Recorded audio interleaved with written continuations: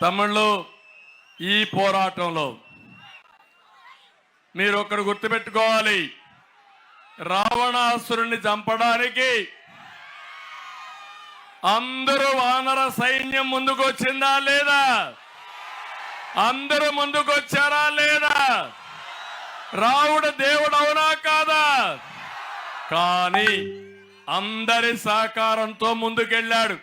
కడాన ఉడత భక్తి కింద బ్రిడ్జి కట్టడానికి ఇసుక తీసుకొచ్చిందంటే అది ఆ రోజు రావణాసురుడికి వ్యతిరేకంగా చేసిన పోరాటం, రాముడి సహకారం.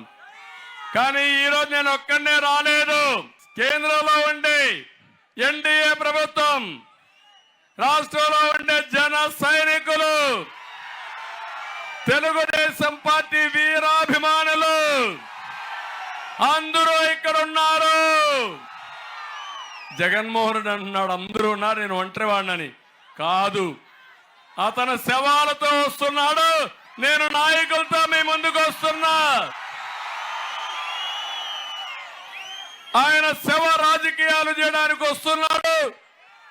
నేను మీ సమస్యలు పరిష్కారం చేసి నీకు ఒక నూతనమైన భవిష్యత్తు, ఉజ్వలమైన భవిష్యత్తు కలగజేయాలని వస్తున్నానని చెప్పి కూడా నేను మీకు తెలియజేస్తున్నా. ఒక్కసారి 5 సంవత్సరాల పాలన ఒక పీడకల అవునా కాదా తమ్ముళ్ళు అని మిమ్మల్ని అడుగుతున్నా.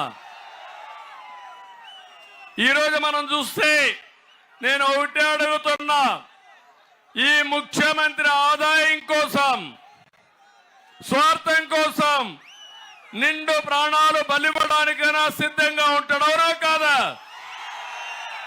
ఒకప్పుడు పెదకూరుపాడు నియోజకవర్గం అంటే అమరావతి, ఒరిజినల్ అమరావతి ఇక్కడే. తర్వాత నేను అమరావతికి రూపకల్పన చేశాను. స్ఫూర్తి అమరావతి.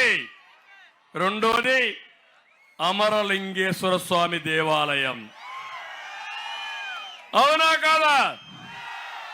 ఇప్పుడు గుర్తొచ్చేది ఎవరు గుర్తొస్తారు ఈ నియోజకవర్గం అనగానే?